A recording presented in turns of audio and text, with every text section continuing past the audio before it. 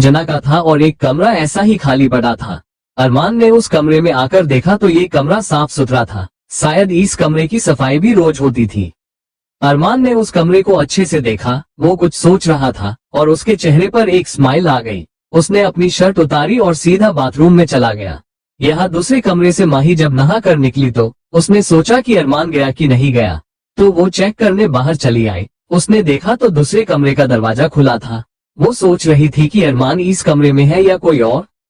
वो कमरे की तरफ बढ़ गई। उसने देखा तो कमरे में कोई नहीं था। माही को ये अजीब लगा। उसने चारों तरफ देखा और उसे बेड पर अरमान की शर्ट दिखी। उसे समझ नहीं आया कि यहाँ शर्ट रखकर अरमान गया कहाँ। वो शर्ट लेने के लिए झुकने ही वाली थी कि अचानक किसी ने उसे कमर से पकड़ा। माही एकदम से घबराई पर दूसरे ही पल वो शांत भी हो गई, क्योंकि वो जानती थी कि ये कौन था। अरमान ने उसे कमर से पकड़कर ही अपने करीब कर लिया और उसकी गर्दन पर किस करने लगा। माही ने उसके हाथ अपनी कलर से हटाने की कोशिश करते हुए कहा, अरमान ये क्या कर रहे हैं आप, छोड़िए। अरमान ने कुछ नहीं कहा, वो बस उसे किस कर रहा था। माही ने एक बार दरवाजे की तरफ देखा। उसने अपनी गर्दन एक तरफ स्ट्रेच किया, क्योंकि अरमान उसे किस के साथ बाइट भी कर रहा था, जैसे उसे कोई पनिशमेंट दे रहा हो। पर क्यों? माही ने दरवाजे की तरफ देखते हुए कहा, अरमान बच्चे उठ जाएंगे, छोड़िए मुझे। दरवाजा खुला था। अरमान ने अब भी उसे नहीं छोड़ा। चैप्टर 210 यही तो प्यार है इंदौर। अरमान ने माही के कान के पास अपना चेहरा ले जाकर अपनी गहरी आवाज में कहा, जानना चाहती थी ना कि मैं तुमसे प्यार क्यों करता हूँ? तो आज सब बताऊंगा तुम्हें। माही ने एक गहरी सांस ली। उसने कुछ नहीं कहा। अरमान ने उसकी ड्रेस की जीप खोल दी और उसकी पीठ को सहलाने लगा, और ये करते वक्त भी वो ऐसे ही मदहोश होकर बोल रहा था, तुम्हें देखते ही तुम पर दिल आ गया था। तुम्हें तो शायद पता भी नहीं होगा कि मैंने उसी वक्त तुम्हारी पीक ली थी, क्योंकि मैं तुम्हें याद रखना चाहता था। उसने एकदम से माही को अपनी तरफ पलटा। माही आज खामोश थी। उसकी पूरी बैग दिख रही थी, क्योंकि अरमान ने जीप जो खोल दी थी। अरमान ने प्यार से उसके चेहरे को छुआ और उसके होंठों के करीब अपने होंठ ले जाकर कहा, तुम्हें बनारस में देखा तो लगा शायद मेरा ख्वाब हो, पर मैं इस ख्वाब को भी सच मानना चाहता था, इसलिए तुम्हें ढूंढ रहा था। उसने माही के होंठों पर अपने होंठ रख दिए। माही ने अपनी आंखें बंद कर ली। अरमान उसके होंठों को लीक कर रहा था, सक कर रहा था और बाइट कर रहा था, पर माही ने एक लफ्ज अपने मुंह से ना निकाला। वो बस चुपचाप एक बुत की तरह खड़ी थी। अरमान ने उसके होंठों को आजाद किया और उसकी ड्रेस को उसे कंधे से नीचे करते हुए कहा, जब पता चला कि तुम्हें कैंसर है तो तुमसे और ज्यादा प्यार हो गया, क्योंकि मुझे लग रहा था कि कहीं मैं तुम्हें खो ना दूं। वो माही के कंधे और गले पर किस करने लगा। वो माही को बाइट्स भी दे रहा था। उसने माही के दूसरे कंधे पर भी यही किया और फिर माही को गोद में उठा लिया और बेड की तरफ ले जाते हुए कहा, जब तुमने कहा कि मैं तुमसे इसलिए दूर भाग रहा हूँ क्योंकि तुम बीमार हो, मुझे बहुत गुस्सा आया था और मैंने अपने ऊपर से कंट्रोल खो दिया और तुम्हें किस कर दिया। मेरे दिमाग में एक बात थी कि क्या तुम्हारे दिल में मेरे लिए ये सोच है। मैं बहुत गुस्से में था। अरमान ने उसे बेड पर लेटाया और आकर उसके माथे को चुमा और उसके हाथ को अपने हाथ में लेकर कहा, जब तुम मुझसे दूर जा रही थी मुझे बिना बताए इतना गुस्सा आया था कि या तो तुम्हारी जान ले लूं या अपनी जान दे दो। मैं हमेशा हमेशा के लिए तुम्हें अपने करीब कर लेना चाहता था, इसलिए तुमसे शादी की। उसने माही की ड्रेस को उसके शरीर से अलग कर दी और उसकी उंगलियों में अपनी उंगलियां फंसा ली और उसके हाथ को बेड पर प्रेस करते हुए कहा, इन सब के अलावा मुझे नहीं पता कि क्यों आज तक मैंने तुम्हारे अलावा ऐसे किसी को नहीं देखा, पर मैं ये जानता हूँ कि मेरे दिल ने खुद चुना है तुम्हें और अब ये तुम्हारे बिना किसी के बारे में नहीं सोचता। माही ने अब अपनी आंखें खोली जब उसे हल्का सा दर्द महसूस हुआ। अरमान उसे किस करने लगा और माही, उसने आज जो जुनून अरमान में देखी वो आज से पहले कभी नहीं देखी थी। बहुत बार ये हुआ था दोनों के बीच, पर आज कुछ अलग था। माही अरमान के नीचे दबती जा रही थी। इसकी आंखों के कोने से आंसू बह रहे थे, पर ये कोई गम नहीं था उसके लिए। उसे तो आज एक अलग ही सुकून मिल रहा था। दोनों को ही नहीं पता था कि वो एक दूसरे से इतना प्यार क्यों करते हैं, पर करते हैं ये बड़ी बात है। जो गिना जाए वो कहाँ प्यार है, जो समझा जाए वो कहाँ प्यार है। एक अटूट सा धागा है जिसने हर दिल को बांधा है। जो खुद को भूलकर तुझे प्यार करे, कहीं ऐसा यार है? तो हाँ, यही तो प्यार है। दोनों एक दूसरे में खो गए। और यहाँ दूसरी तरफ उमापति के घर रागिनी अपने कमरे में बैठी अरमान की फोटो को निहार रही थी। उसने उस फोटो को देखते हुए कहा, बहुत जल्द आप हमारे होंगे मिस्टर अरमान, और आप पर सिर्फ हमारा हक होगा। हम आपके करीब किसी भी लड़की को नहीं आने देंगे, क्योंकि वो हक सिर्फ हमारा होगा। हम कल बाबा को बता देंगे कि हम आपसे प्यार करने लगे हैं, और आपको भी अपने दिल की बात बता देंगे हम। उसने अरमान की फोटो को अपने सीने से लगा लिया। दूसरी तरफ संजना और अहान भी खूब मजे कर रहे थे। पहले दोनों मॉल गए, वहां से ही कपड़े खरीदे, वहीं पर नाश्ता किया और निकल गए इंदौर घूमने। दोनों अपनी अपनी यादों के पिटारे में नई यादें जोड़ रहे थे, पर दोनों के मकसद अलग अलग थे। फिर भी दोनों एक दूसरे के साथ खुश थे। यहाँ मुंबई में भूमि की टमी अब बाहर दिखने लगी थी। वो ठीक से उठ बैठ नहीं पाती थी, पर सांची और सारे घर वाले उसका बहुत ख्याल रख रहे थे।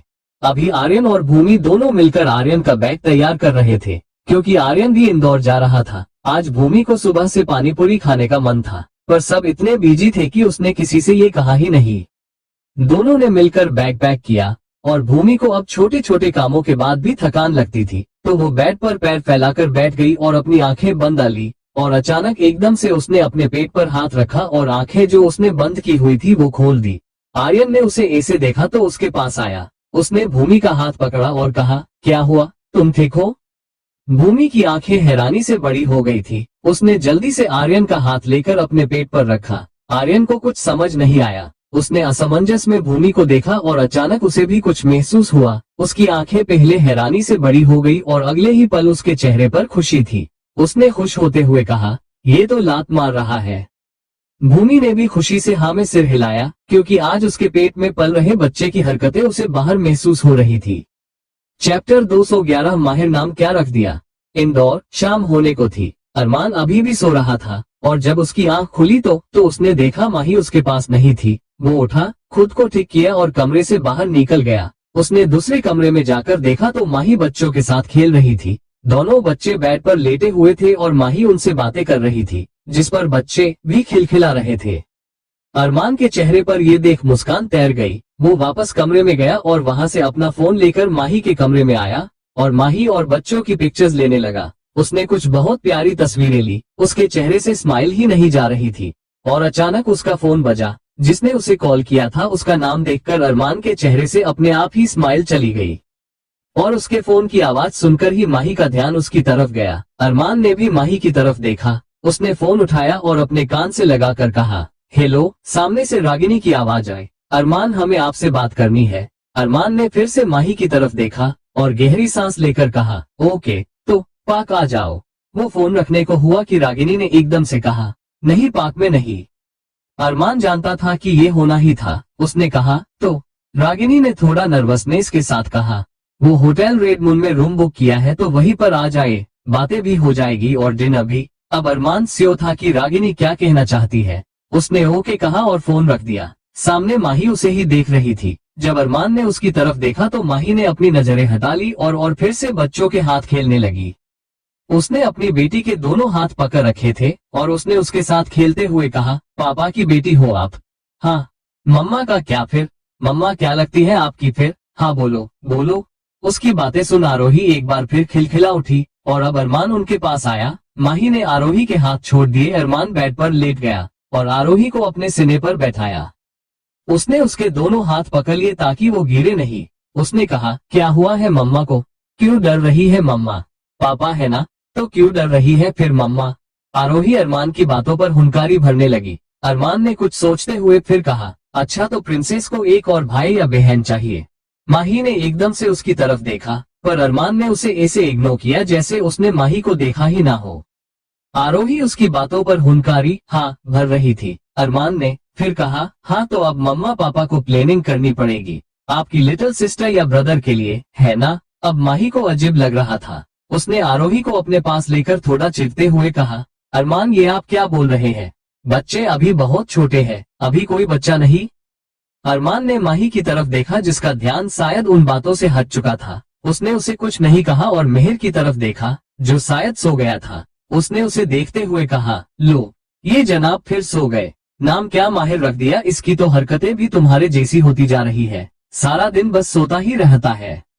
माही ने अब हल्के गुस्से से कहा, क्या मतलब हरकतें मेरी जैसे होती जा रही है?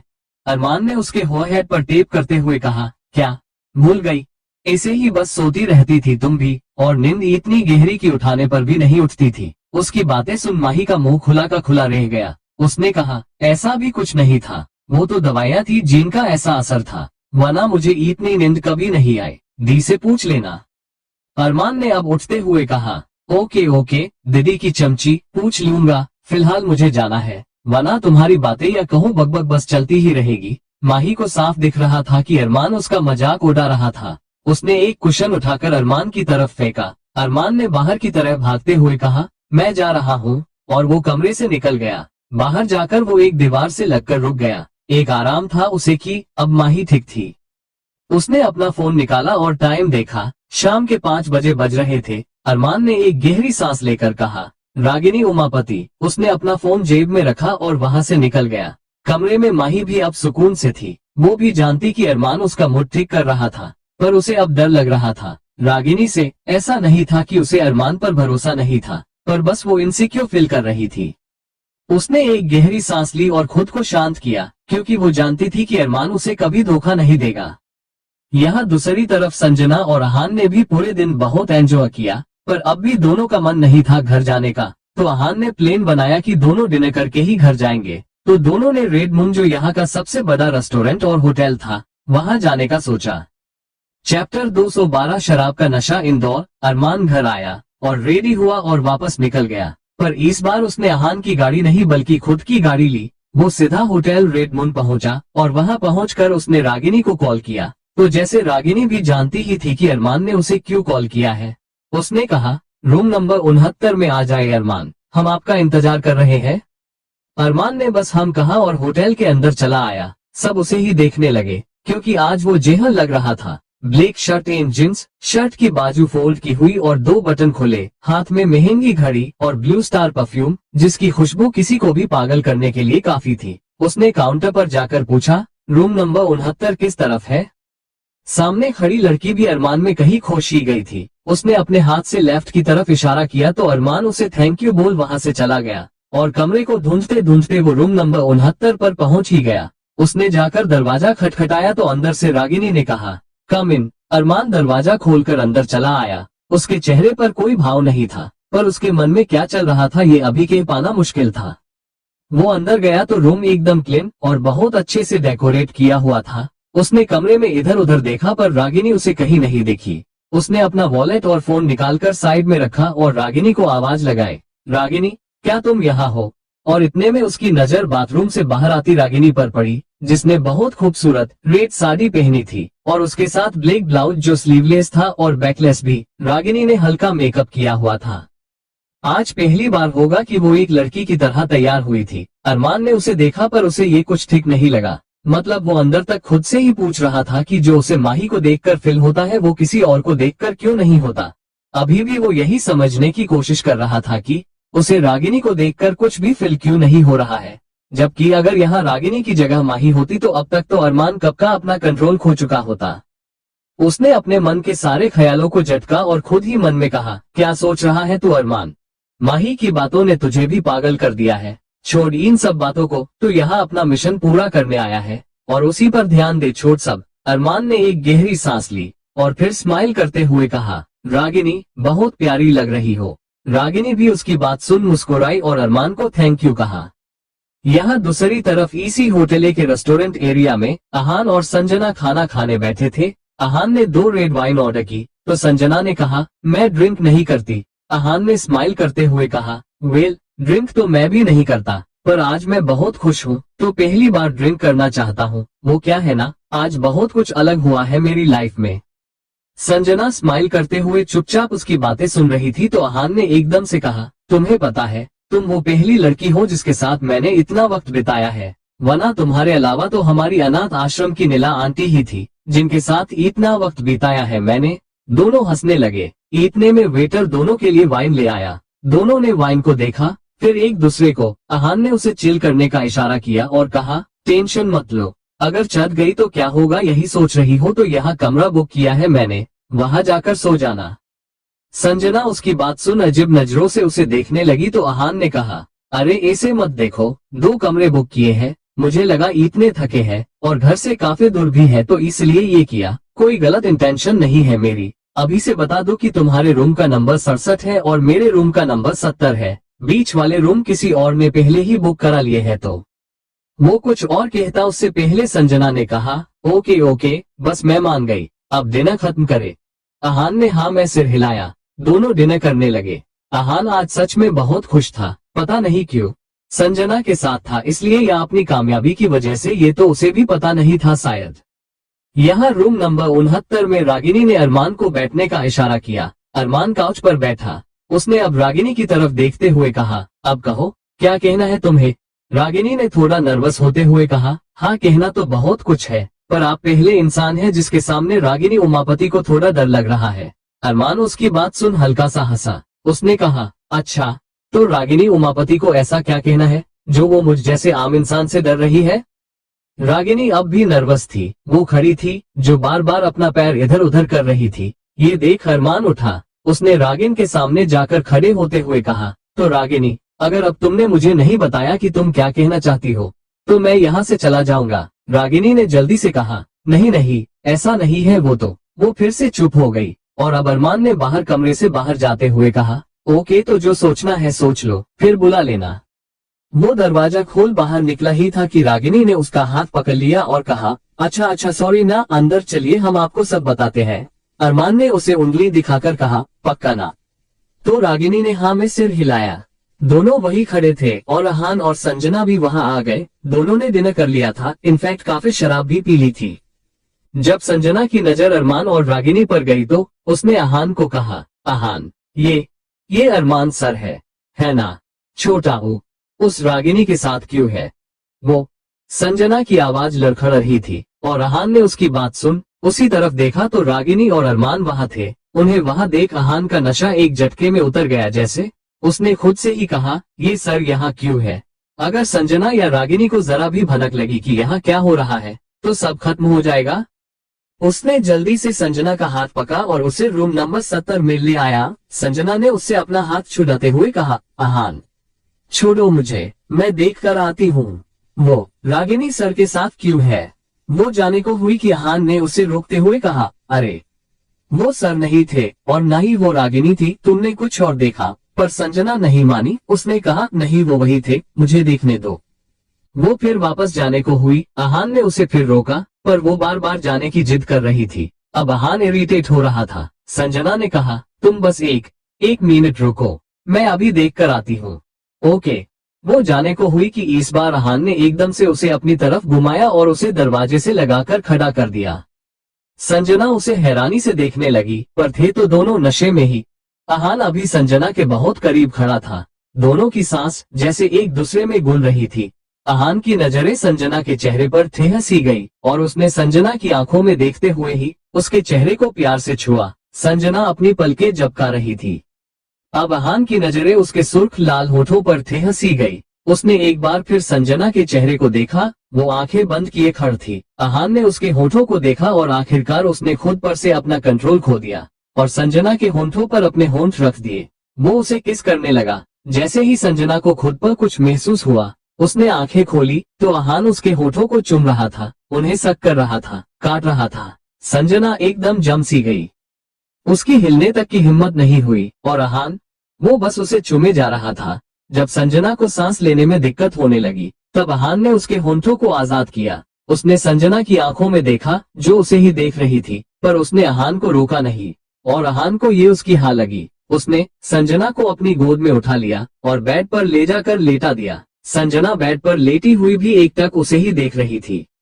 अहान ने अपनी टी शर्ट निकल दी और उसके पास आ गया। उसने संजना को ऊपर उठाया और उसके ड्रेस की जिप खोल दी और उसकी ड्रेस को उससे अलग कर दी। संजना भी नशे में चूर होकर अहान का पूरा साथ दे रही थी और इसी नशे में दोनों ने अपने आप को एक दूसरे को सौंप दिया। अब उस पूरे कमरे का माहौल गर्म हो चुका था। पहले वहां संजना की चीख की आवाज आ रही थी जो धीरे धीरे सिसकियां बन गई थी। संजना ने आज अपनी वर्जिनिटी खो दी थी। ये बात शायद सुबह उसे बहुत तकलीफ देने वाली थी। यहाँ दूसरे कमरे में पता नहीं क्या हुआ था। रागिनी बेड पर पेट के बल सो रही थी और अरमान काउच पर बैठा उसे देख रहा था। उसकी आंखों में इस वक्त कुछ ऐसा था तो समझ नहीं आ रहा था। उसके शर्ट के बटन खुले थे और गर्दन और कई जगह पर लिपस्टिक के निशान थे। उसने एक गहरी सांस ली और बाथरूम में चला गया। कुछ देर बाद वो वापस आया। अब उसके शरीर पर कोई निशान नहीं थे। उसने अपने आप को ठीक किया, अपना वॉलेट और फोन लिया और वहां से चला गया। चैप्टर 213 क्या हुआ। इंदौर, रात के 2 बजे किसी ने डोर बेल बजाई और लगातार बताए ही जा रहा था। और डोर बेल की आवाज सुन माही की आंख खुल गई। उसने टाइम देखा तो रात के 2 बज रहे थे। उसे समझ ही नहीं आया कि इतनी रात को भला कौन है, पर वो इंसान बस डोरबेल बजाए ही जा रहा था, बजाए ही जा रहा था। तो माही को उठना पड़ा। वो दरवाजे तक आए। उसे डर था कि कुछ गलत ना हो जाए, पर एक तरफ उसे ये भी लग रहा था कि हो सकता है संजना आए हो। उसने डरते डरते ही सही पर दरवाजा खोला और सामने खड़े इंसान को देख वो हैरान रह गई। ये अरमान था, जो काफी उदास और थका थका लग रहा था। माही को कुछ समझ में नहीं आया। अरमान इतनी रात को यहाँ क्यों आया था? माही ने उसे ऊपर से नीचे तक देखते हुए कहा, अरमान आप। वो कुछ कहती इससे पहले ही अरमान ने उसे कसके गले लगा लिया।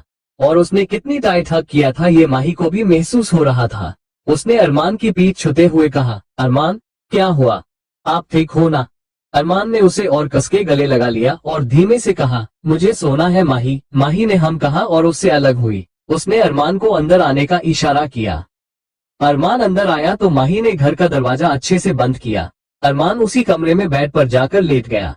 माही को कुछ भी समझ में नहीं आ रहा था कि आखिर अरमान को हुआ क्या है, पर वो उसे परेशान भी नहीं करना चाहती थी। तो उसने जाकर अच्छे से अरमान को ब्लैंकेट उठाया और उसके सिरहाने बैठकर उसका सिर सहलाने लगी। और उसे भी नींद आने लगी थी, तो वो भी ऐसे ही वही सो गई। सुबह के 6 बजे होटल रेड मून के रूम नंबर 70 में सो रही संजना की आंख खुली। उसने अपनी नजरें ठीक से खोली और पूरे कमरे में अपनी नजरें दौड़ाई, पर उसे पता नहीं था कि वो वहाँ अकेली है या कोई और भी उसके साथ है। वो तो जब वो वहाँ से उठने को हुई तब उसे अपने पास कोई महसूस हुआ। उसने महसूस किया कि उसके पूरे शरीर में दर्द हो रहा था, बहुत दर्द, जैसे किसी ने उस पर बुलडोजर चला दिया हो। और उसके बाद भी ये भार। उसने मुश्किल से अपनी गर्दन घुमाई और देखा तो उसकी नजर सीधा अहान के चेहरे पर गई, जो पेट के बल सो रहा था और उसका एक हाथ संजना की कमर पर था। संजना की आंखें ये देख हैरानी से बड़ी हो गई। उसे कुछ समझ नहीं आया, ये क्या हुआ, वो अहान के साथ क्या कर रही है। वो सोचने लगी और अचानक उसे ख्याल आया कि उसने भी कुछ नहीं पहना है। अब उसे सच में डर लग रहा था। वो याद करने लगी कि आखिर हुआ क्या था, और धीरे धीरे उसे सब याद आ भी गया। वो नशे में थी और उसने खुद को अहान को सौंप दिया। जैसे ही उसने ये याद किया, उसके तो जैसे होश ही उड़ गए हो। उसकी आंखों से खुद ब खुद आंसू बहने लगे। अब उसे महसूस हो रहा था कि जितना दर्द उसके शरीर में हो रहा था, उसे कई ज्यादा दर्द उसके दिल में हो रहा था। उसने मुश्किल से खुद को संभाला, अहान का हाथ अपने ऊपर से उठाया और जल्दी जल्दी से कपड़े पहने कर वहां से निकल गई। और जैसे ही वो दरवाजा बंद करके वहां से गई, दरवाजे की आवाज से अहान की भी आंख खुल गई। उसने अंगड़ाई ली और अपनी आंखें खोली। उसके सिर में भी बहुत तेज दर्द हो रहा था। उसने उठते ही अपना सिर पकड़ लिया। अपनी हालत पर तो उसने ध्यान भी नहीं दिया। वो सोच रहा था कि उसका सिर इतना भारी क्यों है, और याद करने की कोशिश भी कर रहा था कि कल रात हुआ क्या। और अचानक से उसने अपनी आंखें खोली। उसे याद आ गया कि उसने क्या किया है, और वो भी किसके साथ। उसने जल्दी से पूरे रूम में नजर दौड़ाई, पर संजना यहाँ नहीं थी। अहान ने खुद को देखा। हाँ, ये काफी था ये बताने के लिए कि कल रात क्या हुआ था। अहान ने अब फिर से अपना सिर पकड़ लिया। उसे समझ नहीं आ रहा था कि अब वो संजना का सामना कैसे करेगा, पर एक बात उसे ये भी पता थी कि इस वक्त संजना पर न जाने क्या बीत रही होगी। वो उठकर सीधा बाथरूम में चला गया।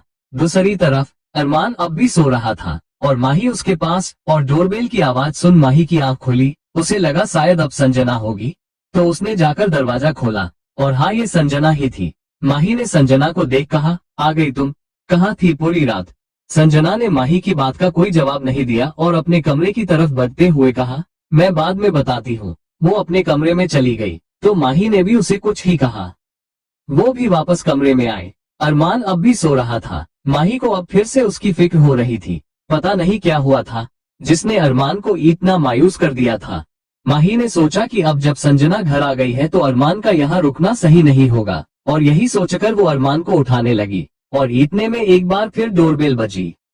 चैप्टर 214 मैं तुम्हें देखना चाहता हूँ इंदौर। माही ने जाकर दरवाजा खोला तो सामने अहान खड़ा था। उसे देख माही ने मुस्कुरा कर कहा, अहान, सुबह सुबह कुछ काम था? अहान ने बिना किसी भाव के कहा, संजना घर पर है।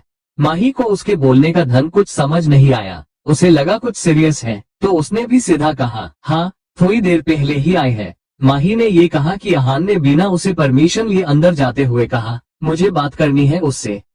माही हैरान रह गई। उसने अहान के पीछे जाते हुए कहा, अहान, कुछ हुआ है क्या? वो भी आई तब परेशान लग रही थी और अब तुम भी ऐसे, क्या हुआ है? पर अहान ने किसी भी बात का जवाब नहीं दिया। उसने जाकर सीधा संजना के रूम का डोर नॉक किया, पर अंदर से कोई आवाज नहीं आई। माही को अब भी कुछ समझ में नहीं आ रहा था। वो कुछ कहने को हुई कि अहान ने उसे शांत रहने का इशारा किया और एक बार फिर डोर नॉक किया, और अब अंदर से संजना की आवाज आई, माही मुझे अभी बात नहीं करनी, मैं बाद में बात करूंगी प्लीज। उसकी आवाज से ही लग रहा था कि शायद वो रो रही है। अहान ने फिर एक बार डोर नॉक किया तो अंदर से संजना ने फिर कहा, माही मैंने कहा ना मुझे बात नहीं करनी, तो जाओ ना। पर मुझे करनी है। उसकी बात पूरी होने से पहले ही अहान ने कहा। जैसे ही संजना ने अहान की आवाज सुनी वो रुक गई। उसकी आंखों से अपने आप आंसू बहने लगे। वो दरवाजे से लगकर खड़ी हो गई। उसकी सिसकारियों की आवाज बाहर तक दोनों को आ रही थी। दोनों को ये जानकर बुरा लगा कि संजना रो रही थी। माही ने अब दरवाजा खटखटाते हुए कहा, संजू क्या हुआ है? तुम रो रही हो? बताओ मुझे, कुछ हुआ है? संजना रोते हुए ही दरवाजे से लगकर बैठ गई। उसने रोते हुए कहा, मुझे किसी से बात नहीं करनी है, प्लीज चले जाओ यहाँ से, अकेली छोड़ दो मुझे, प्लीज चले जाओ यहाँ से। सामने से एक बार फिर अहान ने कहा, नहीं, जब तक मैं तुम्हें देख नहीं लेता, तुमसे बात नहीं कर लेता, मैं कहीं नहीं जा रहा हूँ। उसकी आवाज संजना के कानों में चुभ रही थी। जैसे उसने फिर बेचारगी से कहा, क्या चाहते हो अब मुझसे? जो मेरे पास था वो तो सब कुछ ले चुके हो तुम, अब कुछ नहीं है मेरे पास जो मैं तुम्हें दे सकूं, प्लीज चले जाओ यहाँ से। अहान को बहुत बुरा लग रहा था उसकी ये बातें सुनकर। उसने एक गिल्ट के साथ कहा, मैं मानता हूँ मैंने गलती की है, और वो गलती जिसकी शायद कोई माफी भी नहीं है, पर तुम्हें देखना चाहता हूँ, बस एक बार प्लीज। संजना ने अंदर से कहा, मुझे नहीं मिलना आपसे, आप जाओ यहाँ से। अहान ने दरवाजे से पीठ लगाकर खड़ा हो गया। उसने धीमी सी आवाज में कहा, जब तक मैं तुम्हें देख नहीं लेता तब तक मैं यहाँ से नहीं जाऊंगा। माही ने अब एक आस के साथ अहान को देखा कि शायद वो उसे कुछ समझा दे, और अहान ने भी माही की तरफ देखा। वो माही के दिल की बात समझ गया। उसने कहा, भाभी मुझे थोड़ा वक्त दीजिए, मैं आपको सब खुद बता दूंगा, प्लीज। माही ने उसके मुंह से भाभी सुना तो वो और हैरान रह गई, पर तभी उसे अरमान का ख्याल आया। उसने हाँ में सिर हिलाया और कहा, देखो अहान, मुझे नहीं पता आप दोनों के बीच क्या हुआ है, पर प्यार इन लड़ाइयों के बिना पूरा ही नहीं होता, जल्दी ये खत्म करने की कोशिश करो। माही तो ये कहकर चली गई, पर अहान के दिल में कई सवाल दे गई। अहान ने माही की बात दोहराई, प्यार इन लड़ाइयों के बिना पूरा नहीं होता। प्यार प्यार, वो सोचने लगा, उसने तो इस बारे में तो सोचा ही नहीं। क्या सच में उसे संजना से प्यार हो गया था? पर ये कैसे हो सकता है? क्या मैं? बेचारे अहान को कुछ समझ ही नहीं आ रहा था कि हो क्या रहा है। कमरे के बाहर वो दरवाजे पर पीठ लगाए बैठ गया था, और कमरे के अंदर संजना दरवाजे पर पीठ लगाए बैठी थी। दोनों का दिल इस वक्त दर्द और गम में था। दोनों के ही मन में वो था जो वो चाहते थे, पर दिल की बातें ऐसे ही तो किसी के समझ में नहीं आती ना। यहाँ दूसरे कमरे में माही अरमान को उठाने आई, और जैसे ही उसने अरमान को उठाने के लिए उसके हाथ को छुआ, वो रुक गई। उसने अरमान का माथा छू कर देखा और फिर गला। अरमान को बुखार था, वो बुखार से तप रहा था। माही को समझ नहीं आया ये अचानक क्या हुआ। उसने तुरंत अरमान को ठीक से ब्लैंकेट ओढ़ाया और डॉक्टर को कॉल करके आने को कहा। तब तक वो किचन से पानी और पट्टियां ले आई और अरमान के सिर पर वो ठंडे पानी की पट्टियां रखने लगी। माही को अब सच में अरमान की फिक्र हो रही थी। जब वो उसके पास से गया था तब वो एकदम ठीक था, और अब उसकी ये हालत देख माही को बहुत बुरा लग रहा था। अब उसे जानना था कि अरमान के साथ क्या हुआ, वो कहाँ था, और ऐसा भी क्या हो गया जो वो इस हाल में था। वो अरमान के सिर पर पट्टियां कर रही थी, और एक बार फिर डोरबेल बजी। माही को लगा शायद डॉक्टर है, तो वो जल्दी से दरवाजा खोलने गई, और दरवाजा खोला भी, पर सामने खड़े शख्स को देखकर माही हैरान रह गई। क्रमशः चैप्टर 215 जेह दिया है। माही दरवाजे पर खड़े शख्स को देख हैरान रह गई। उसने इस इंसान को इस वक्त यहाँ एक्सपेक्ट नहीं किया था। उसने हैरानी से कहा, आर्यन आप यहाँ? दरवाजे पर खड़े आर्यन ने उसे ऐसे परेशान देख कहा, हाँ, अरमान को पता था मैं आने वाला हूँ, उसी ने मुझे ये एड्रेस दिया था, पर तुम इतनी परेशान क्यों लग रही हो, क्या हुआ? उसकी बात सुन माही का मन धराया, उसकी आंखों से अपने आप आंसू बहने लगे। उसने रोते हुए कहा, अरमान की तबीयत अचानक खराब हो गई है, वो बुखार से सुलग रहे हैं, डॉक्टर को फोन किया पर वो अब तक नहीं आए, और अरमान का बुखार कम ही नहीं हो रहा है। आर्यन ये सुन अवाक रह गया। उसने हैरानी से कहा, कहाँ है वो? कल तो हमारी बात हुई, वो ठीक ही तो था, अचानक क्या हो गया? माही ने ना में सिर हिलाया और वो अंदर चली आई। आर्यन भी उसके पीछे आया। दोनों उस कमरे में पहुंचे जहां अरमान था। आर्यन ने आकर अरमान को चेक किया। उसे सच में बुखार था। आर्यन ने माही की तरफ देखा और एक गहरी सांस छोड़ते हुए कहा, डॉक्टर का वेट नहीं कर सकते, उसे जेहा दिया है किसी ने, हॉस्पिटल जाना ही पड़ेगा। आर्यन की बात सुनकर तो माही हैरान ही रह गई। उसे तो लग रहा था कि अरमान परेशान था, शायद इसलिए उसे बुखार आया, पर इसे क्या पता था कि ये जहर का असर था जो वो इसे बिहेव कर रहा था। और अब उसे ये भी समझ आ रहा था कि अरमान सो नहीं रहा था, बल्कि वो बेहोश है। और ये जहर का असर था जो उसके शरीर का टेम्परेचर इतना बढ़ गया था। माही की आंखों से आंसू बहने लगे, पर आर्यन तो कमजोर नहीं पड़ सकता था ना।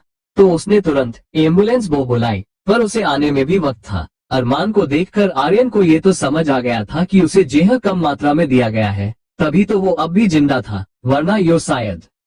आर्यन ने माही को समझाते हुए कहा, माही रो मत, अरमान को कुछ नहीं होगा, तुम यही बच्चों के पिस रहना, मैं हूँ अरियान के साथ, ओके। माही कुछ कहती इससे पहले ही बाहर से आवाजें आने लगी। एम्बुलेंस आ चुकी थी। 2 वार्ड बॉय आए और उन्होंने अरमान को स्ट्रेचर पर लेटाया और उसे ले गए। आर्यन भी उनके साथ ही गया और उसने एक बार फिर माही से कहा, फिक्र मत करना, उसे कुछ नहीं होगा। माही ने अपना हाथ आर्यन के आगे करते हुए कहा, वादा कीजिए कब आप अरमान को सही सलामत वापस लेकर आएंगे। आर्यन ने माही के हाथ को देखा, पर उसने अपना हाथ माही के सिर पर रखकर कहा, मुझे अपनी बहन जैसी भाभी की कसम है, मैं अरमान को सही सलामत घर लेकर आऊंगा, ओके। माही ने रोते हुए ही हाँ में सिर हिलाया और एम्बुलेंस वहां से चली गई। कुछ ही देर में वो लोग हॉस्पिटल पहुंचे और इमरजेंसी वार्ड में तुरंत अरमान का इलाज शुरू हुआ। डॉक्टर से कुछ देर अरमान को चेक करने के बाद बाहर आकर आर्यन से कहा, हालत बहुत खराब है। आर्यन को कुछ समझ नहीं आया, उसे तो लगा था कि जहर कम दिया है, पर डॉक्टर कुछ और ही बोल रहे थे। उसने अपना वहम दूर करने के लिए कहा, पर अरमान को तो काफी कम मात्रा में जहर दिया है, शायद, तो फिर ये सब कैसे? आर्यन की बात सुन डॉक्टर ने हिमे सिर हिलाया और कहा, यस मिस्टर आर्यन, आप सही कह रहे हैं, अरमान को जहर कम दिया गया है, पर वो इसलिए क्योंकि ये जहर बहुत खतरनाक है। शायद कोई चाहता था कि आर्यन तड़प मर मरे। डॉक्टर ने जैसे ही ये कहा कि आर्यन गुस्से से चिल्लाया, उसने डॉक्टर की कॉलर पकड़ ली और उसे धमकाते हुए कहा, एक बात कान खोलकर सुन ले, अगर ये नहीं बचा तो तू भी नहीं बचेगा। तू डॉक्टर है और तेरा काम है लोगों को बचाना, मारने वाला तू कौन होता है? अगर अरमान का मरना ही लिखा होता तो वो मर चुका होता, पर वो जिंदा है, तो अब तो उसे बचाएगा, समझा? उसने डॉक्टर की कॉलर छोड़ी। डॉक्टर बेचारा डर गया। एक तो अरमान के मामले में पहले से पुलिस केस हुआ था, चपा से आर्यन एक पुलिस ऑफिसर निकला। डॉक्टर ने डरते हुए हिमे सिर हिलिया और वापस अरमान के पास गया। यहाँ घर पर माही टेंशन में थी, उसे बहुत टेंशन हो रही थी। उसे अभी अरमान के पास जाना था, पर अब क्या करे? और अचानक उसे याद आया। वो भागकर संजना के कमरे की तरफ गई, जहाँ अहान दरवाजे से लगकर बैठा था। माही ने जाकर उसके कंधे को पकड़कर कहा, अहान प्लीज मेरी हेल्प करो, मुझे हॉस्पिटल ले चलो प्लीज। अहान को कुछ समझ नहीं आया, वो हड़बड़ा गया। उसने हड़बड़ाहट में पूछा, पर हुई क्या है? आपको हॉस्पिटल क्यों जाना है? आप ठीक है ना? माही उसकी बात सुन फिर रोने लगी। उसने नामे सिर हिलाते हुए कहा, नहीं, अरमान ठीक नहीं है अहान। जैसे ही अहान ने ये सचना वो हैरान रह गई, और अंदर खड़ी संजना भी। उसने तुरंत दरवाजा खोला। अहान और माही दोनों ने उसे देखा, पर संजना ने अहान पर ध्यान दिए बिना माही से कहा, क्या हुआ अरमान सर को, और कहाँ है वो? माही ने रोते हुए उन दोनों को सब बताया, तो अहान ने कहा, कोई बात नहीं, मैं आपका ले चलता हूँ हॉस्पिटल। माही ने हाँ में सिर हिलाया। अहान ने जल्दी से जाकर गाड़ी निकाली जो वो आरव के घर से ले आया था। संजना और माही ने बच्चों को लिया और दोनों गाड़ी में आ बैठी। अहान ने कार स्टार्ट की और हॉस्पिटल के लिए निकल गए। जब वो लोग हॉस्पिटल पहुंचे तो आरोही संजना की गोद में थी और माहिर अहान की। माही को तो बस अरमान से मिलना था। काउंटर पर पूछकर वो लोग अरमान की वार्ड की तरफ आए, पर वहां आर्यन बेंच पर बैठा अपने आंसू पोंछ रहा था। किसी के कुछ समझ में नहीं आया कि आखिर ये हुआ कैसे। मतलब अब आर्यन जिस हाल में था और इसे आर्यन का रोना उन्हें डरा रहा था। माही भागा उसके पास आई और रोते हुए भी गुस्से में कहा, आपने कहा था आप उन्हें कुछ नहीं होने देंगे और अपने साथ सही सलामत वापस लेकर आएंगे, तो ऐसे रो क्यों रहे हैं आप? आर्यन ने उसकी बात सुन उसकी तरफ देखा। वो अपनी जगह से उठा और माही के कंधे पर हाथ लगाते हुए कहा, माही में वो कुछ और एक गया। इससे पहले ही माही ने उसका हाथ झटक दिया और कहा, नहीं।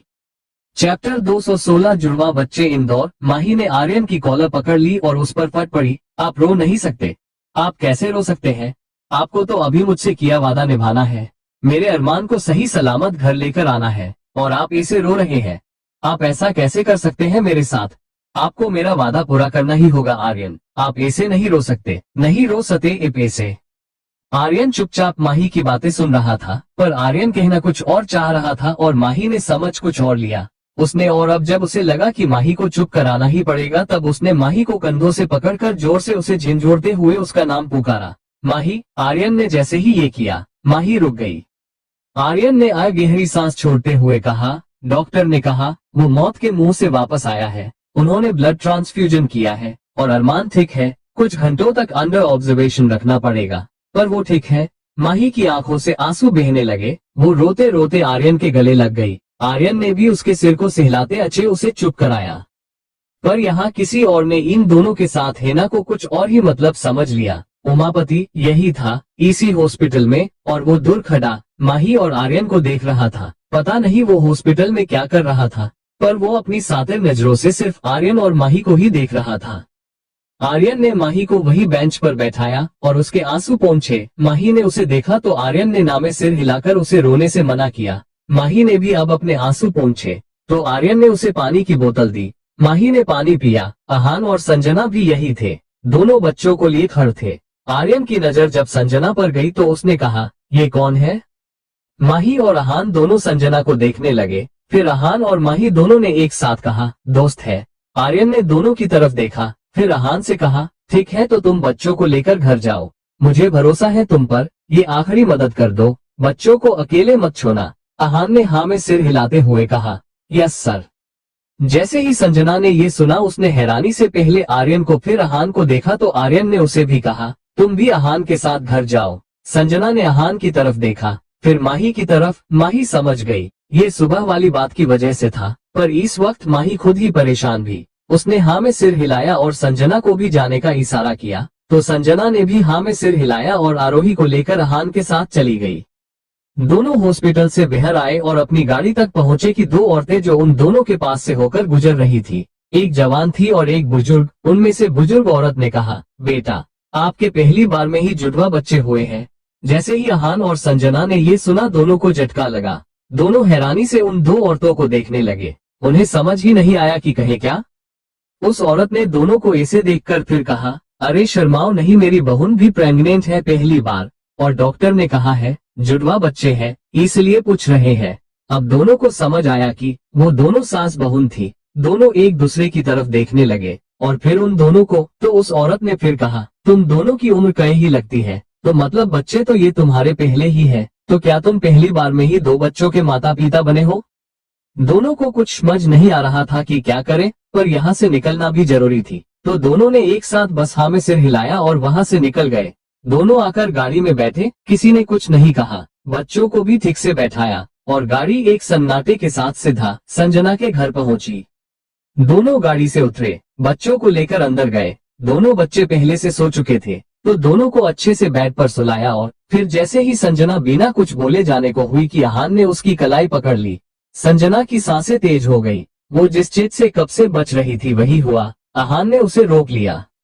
संजना ने बिना पीछे मुड़े खुद को शांत कराते हुए कहा, देखो अहान, जो हो चुका वो हो चुका। अब ना मुझे तुम्हारी माफी चाहिए और ना मुझे इस बारे में कोई बात करनी है। सो प्लीज जाने दो मुझे, और वैसे भी तुम भी जा ही रहे हो तो समझो कि कुछ था ही नहीं, कोई संजना नहीं थी। जाओ और एक नए मिशन को पूरा करो। संजना ने ये सब ऐसे बोला जैसे वो अहान को उसे छोड़कर जाने के लिए टोंट मार ही हो, और आज ये बात अहान ने भी महसूस की। उसने एकदम से खड़े होते हुए कहा, क्यों जाना मुझे है, गलती मैंने की, पश्चाताप मुझे करना है। नशे की हालत में मैं था, करियर आगे मेरा है इंदौर से बाहर, और जब सब कुछ मेरा ही है तो फैसला तुम कैसे ले सकती हो? संजना ने पलटकर उसे हैरानी से देखा। वो कुछ कहने के लिए मुंह खोलने की वाली थी कि उसके शब्द उसके होठों में ही रह गए और आंखें हैरानी से बड़ी हो गई। अहान ने उसके होंठों पर अपने होंठ रख दिए थे और बेचारी संजना बस ये सोचते रह गई कि आखिर ये हुआ क्या, क्यों हुआ और कैसे हुआ। पर अहान, वो बेफिक्र होकर उसके होंठों को चूम रहा था, उन्हें सक कर रहा था, उन्हें काट रहा था, पर संजना जैसे कुछ कर ही नहीं पा रही थी। अहान ने उसे कमर से पकड़ रखा था और संजना उसकी बाहों में बुद्ध बने खड़ी थी।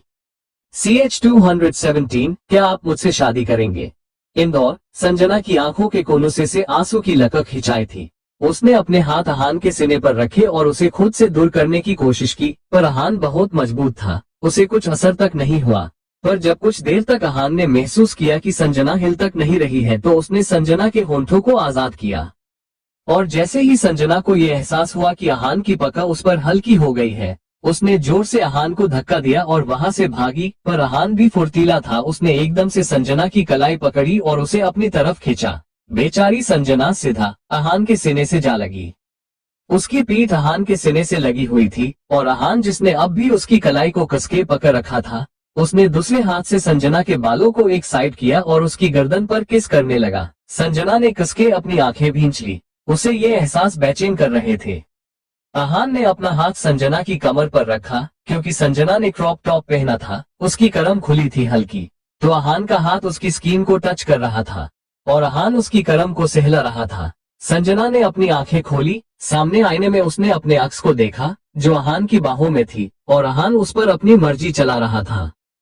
संजना ने बेचारगी से कहा, ये गलत है अहान, हम दोनों के बीच ऐसा कोई रिश्ता नहीं है कि हम ये करें, प्लीज जाने दो मुझे, प्लीज। अहान के कान में जब उसके शब्द पड़े, उसने संजना की कलाई छोड़ दी और उसके चेहरे को छूते हुए उसी आईने की तरफ देखते हुए कहा, अगर तुम मुझसे वो 3 शब्द सुनना चाहती हो जिसे लोग 3 मैजिकल वर्ड कहते हैं और उसे बोलकर एक दूसरे पर अपना हक समझने लगते हैं, तो तुम गलत हो।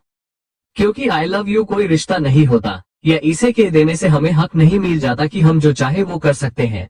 और वैसे भी मैं तुम्हें अपनी गर्लफ्रेंड नहीं बनाना चाहता। जैसे ही उसने ये कहा, संजना हैरान रह गई, उसकी आंखें हैरानी से बड़ी हो गई और वो आईने में ही अहान के अक्स को देखने लगी। ये अहान ऐसा कैसे कह सकता था, वो भी इतना सब कुछ हो जाने के बाद? संजना के मन में यही ख्याल चल रहे थे और अहान ने कहा, क्योंकि हम उस स्टेज को पार कर चुके हैं और अब तो बस एक ही सवाल का जवाब चाहता हूँ तुमसे। अब संजना असमंजस में उसे देखने लगी, तो अहान ने उसे अपने और करीब करते हुए उसके कान में गहरी आवाज में कहा, Sanjana, will you marry me? जैसे ही संजना ने ये सुना, उसका दिल जोरों से धड़कने लगा और उसने अपनी आंखें एक बार फिर बंद कर ली। अहान ने एक बार फिर उसके कान में ऐसे ही कहा, मैं तुमसे शादी करना चाहता हूँ और ये मेरा कोई गिल्ट नहीं है, मैं ये तुमसे कह रहा हूँ because I love you. Sanjana ने एक आह भरी, उसने कुछ नहीं कहा, पर आंखें अब भी बंद और बंद आंखों से भी आंसू बहे जा रहे थे। अब अहान ने उसे अपनी तरफ पलटते हुए कहा, ज्यादा तकलीफ नहीं दूंगा, बस एक सवाल का जवाब दे दो। संजना अहान की तरफ पलटी हुई तो थी, पर उसकी आंखें अब भी बंद थी और अहान ने उसके चेहरे को प्यार से देखते हुए कहा, क्या तुम मुझसे शादी करोगी?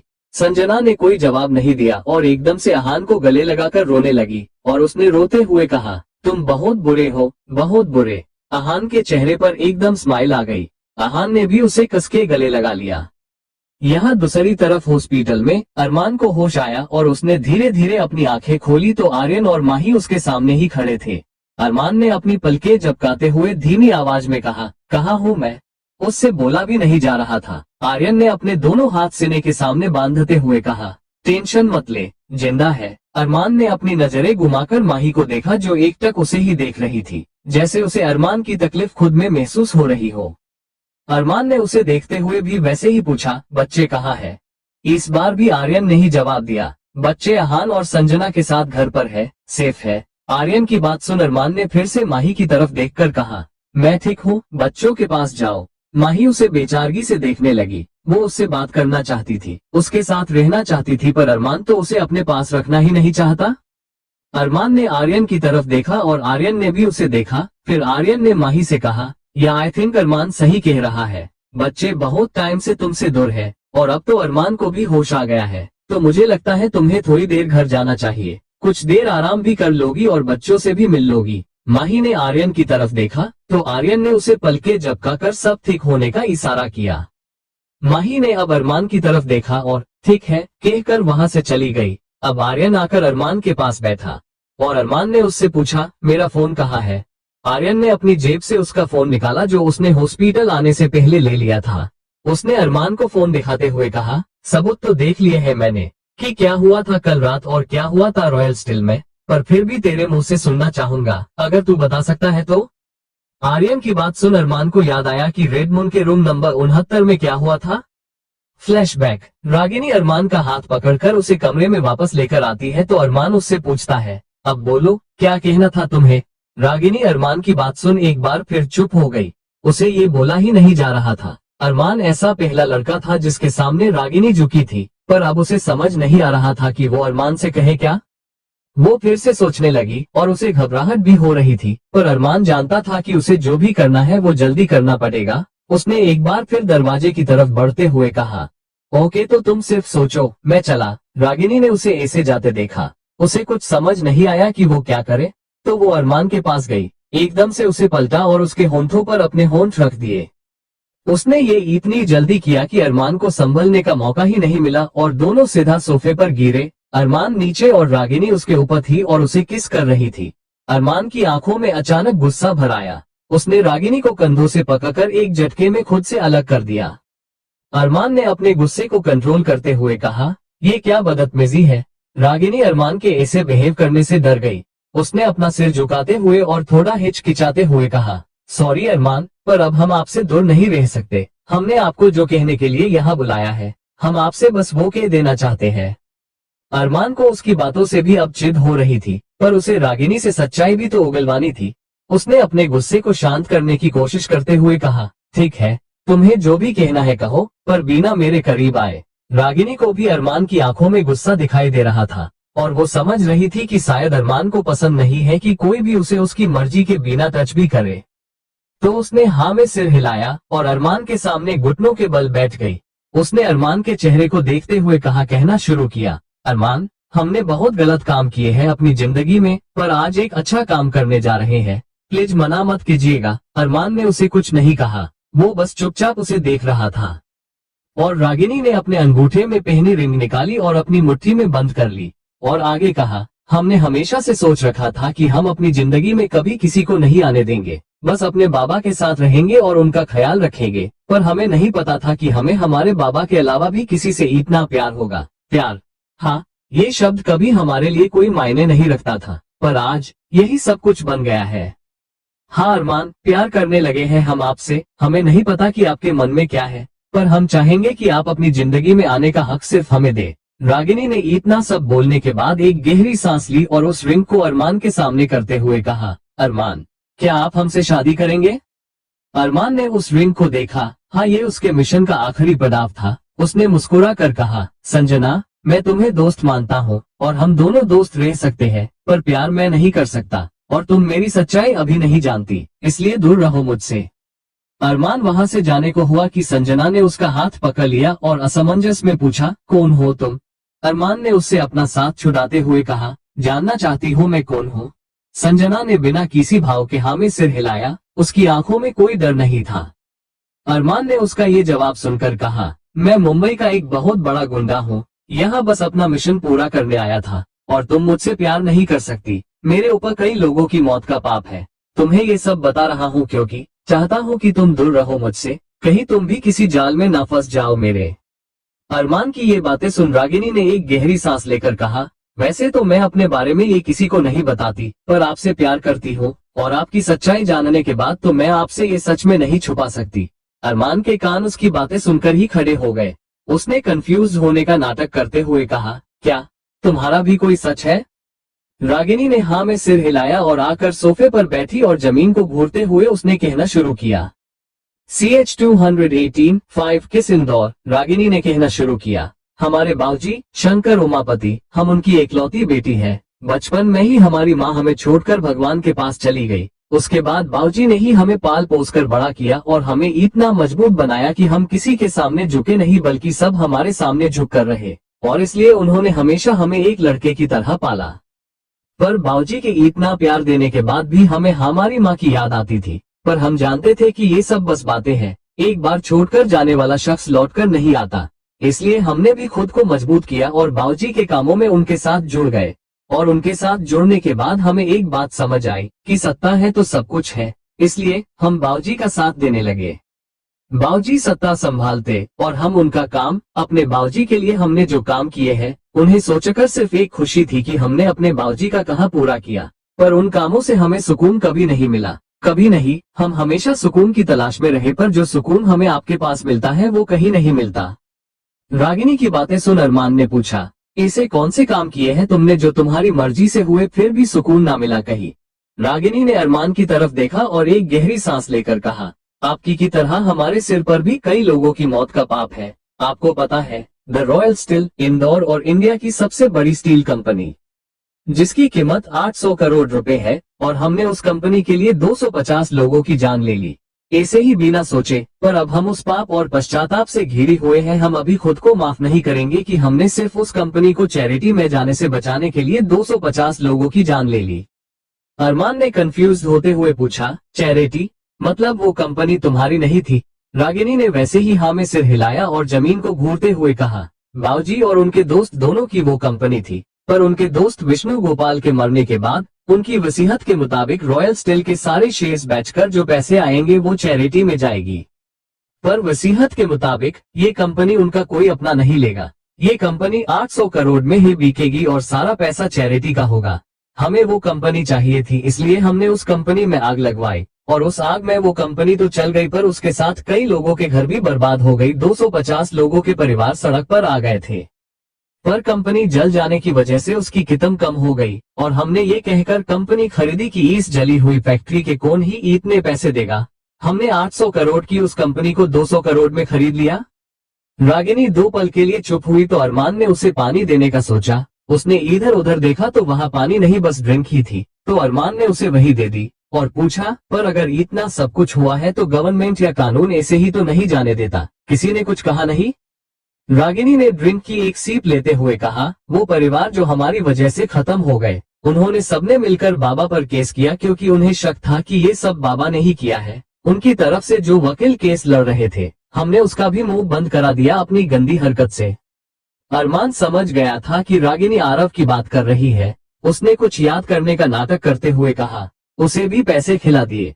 रागिन ने जो ड्रिंक पी उसके बाद उसे ऐसा लग रहा था जैसे वो होश खो रही हो, पर फिर भी वो बात करना चाहती थी। वो अपनी जगह से खड़ी हो गई और अरमान की तरफ बढ़ने लगी। अरमान उसकी चाल देखकर ही समझ गया कि रागिनी पर ड्रिंक का असर हो गया है। अरमान ने खुद से ही मन में कहा, डेम, मैंने इसे ड्रिंक क्यों दी? अब अगर नशे नशे में ये सो गई तो बना बनाया प्लेन खराब हो जाएगा। अब इसे कैसे भी करके जगाए रखना होगा और उगलवाना होगा इससे कि कांची की पिक्चर्स इसने कहाँ रखी है। रागिनी अरमान के करीब आ गई और उसकी गले में बाहें डालते हुए कहा, हमने ना उस वकील की बीवी की न्यूड पिक्चर्स ले ली और उसे धमकाया कि वो अगर बात नहीं मानेगा तो हम उसकी बीवी की पिक्चर्स को सोशल मीडिया पर वायरल कर देंगे। तो उसे बेचारे ने हमारी बात मान ली और वो केस हार गया। रागिनी बच्चों की तरह हंसने लगी। वो ऐसे ही अरमान के बहुत करीब थी। रागिनी अपने होश खो रही थी। वो अरमान की बाहों में ही थी। अरमान उसके गाल थपथपाते उससे पूछा, रागिनी, रागिनी, तो वो तुम्हारा काम हो जाने के बाद तुमने उन पिक्चर्स का क्या किया? बताओ। रागिनी ने उसकी गर्दन में अपना सिर छिपा लिया और उसके गले पर किस करने लगी। अरमान ने कसके अपनी मुट्ठी या भिंच ली। उसे नफरत हो रही थी रागिनी के ऐसे छूने से, पर वो कांची के लिए ये बर्दाश्त कर रहा था। अरमान ने उसका चेहरा पीछे करते हुए कहा, रागिनी, बताओ तो अब वो पिक्चर्स कहाँ है? तुमने कहाँ रखा उन्हें? रागिनी नशे में थी। उसने बच्चे की तरह नामे सिर हिलाते हुए कहा, नहीं, पहले किस करो फिर हम बताते हैं। अरमान को रागिनी पर बहुत गुस्सा आ रहा था। उसने कहा, नहीं, पहले तुम बताओ फिर मैं तुम्हें किस करूंगा। ओके। पर रागिनी भी बहुत जिद्दी थी। उसने नामे सिर हिलाते हुए कहा, नहीं, या तो आप पहले मुझे 5 किस दोगे या मैं यहाँ से जाऊंगी। वो जाने को हुई कि अरमान ने एकदम से उसका हाथ पकड़ते हुए कहा, ओके ओके मैं करता हूँ। रागिनी एकदम खुश हो गई। उसने फिर खिलते हुए कहा, तो फिर करो। एक किस हेड पर, एक किस राइट चीक पर, एक किस लेफ्ट चीक पर, एक किस नोज पर और एक लिप्स पर। वो अपने चेहरे को छुकर ये सब बता रही थी। अरमान ने फिर कहा, तो किस करने के बाद तुम सब बताओगी ना? रागिनी ने हाँ में सिर हिलाया तो अरमान ने फिर कहा, प्रोमिस। रागिनी ने फिर हाँ में सिर हिलाया और उसके सामने सीधी खड़ हो गई। अरमान उसके चेहरे को देखने लगा। उसने खुद से ही मन में कहा, मैं तुम्हें धोखा नहीं दे सकता माही, पर मैं ये सब तुम्हारी बहन के लिए ही कर रहा हूँ। उसने अपने आसाब देखा तो वहाँ पहले से शराब रखी थी। उसने जाकर वो बोतल उठा ली और उसे अपने मुंह तक लाते हुए कहा, होश में तो ये मुझसे कभी नहीं होगा। उसने वो शराब की बोतल अपने मुंह से लगा ली और उसे आधी खत्म करने के बाद छोड़ी। रागिनी उसे ही देख रही थी और जब अरमान ने उसे देखा तो उसे वहाँ रागिनी नहीं माही दिखी। वो रागिनी की तरफ चला गया। उसे अब भी रागिनी में माही ही दिख रही थी। उसने रागिनी का चेहरा अपने हाथों में थामा और उसके फोरहेड पर किस किया, फिर गाल पर, फिर दूसरे गाल पर और फिर नोज पर। वो रागिनी के होंठों पर किस करने ही वाला था कि पता नहीं क्या हुआ। वो रुक गया और उसने रागिनी से दूर होते हुए कहा, 4 किस इस एडवांस और 1 किस प्रोमिस खत्म होने के बाद। जैसे ही उसने ये कहा कि रागिनी ने अपनी आंखें खोली, वो खिलखिला उठी और उसने कहा, वो पिक्चर्स तो मैंने कैश खत्म होते ही जला दी थी। मैं क्या इतनी पागल हूँ तो एक औरत होकर एक औरत की इज्जत को खराब करूंगी। वो तो मैं वकील बाबू को डरा रही थी। मेरे पास तो कोई पिक्चर्स है ही नहीं। वो इतना बोले बोलते हंसने लगी और हंसते हंसते ही वो पीछे कदम ले रही थी और पीछे बेड से टकराकर वो सीधा बेड पर ही गिरी, पर वो नशे में थी इसलिए वो उठी ही नहीं और ऐसे ही सो गई। और अरमान वो अब भी उसे देख रहा था। अब सारी सच्चाई उसके सामने थी और कांची भी सेफ थी, पर अरमान वही सोफे पर बैठ गया और सोचने लगा कि रागिनी सच में बुरी है या अच्छी। अगर वो बुरी होती तो कांची की इज्जत से उसे क्या ही फर्क पड़ता, पर अगर वो अच्छी है तो उसने इतने लोगों की जान लेने से पहले एक बार भी नहीं सोचा।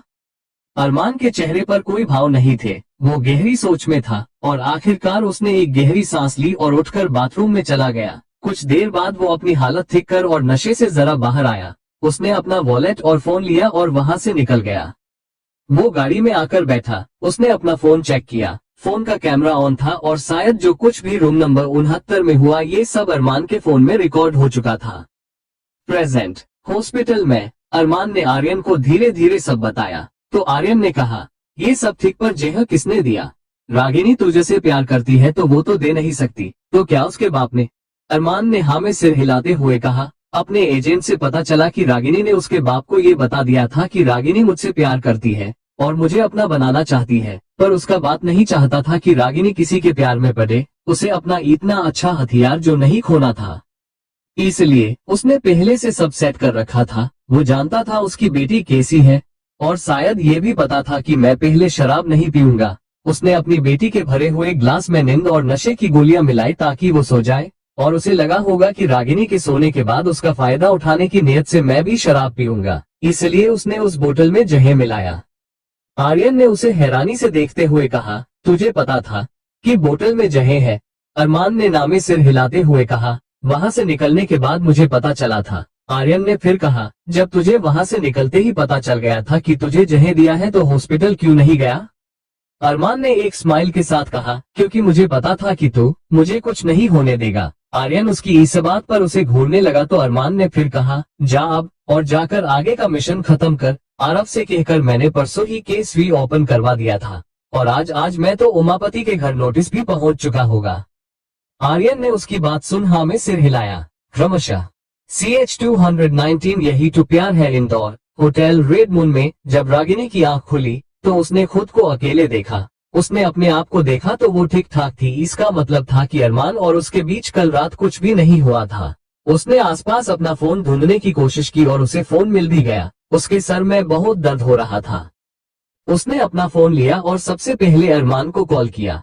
यहाँ हॉस्पिटल में अरमान वार्ड में अकेला था। आर्यन बस अभी अभी ही यहाँ से निकला था। अरमान बेड पर लेटा यही सोच रहा था कि अब बस जल्दी से ये मिशन खत्म होगा और वो अपने बच्चों और माही को लेकर यहाँ से चला जाएगा।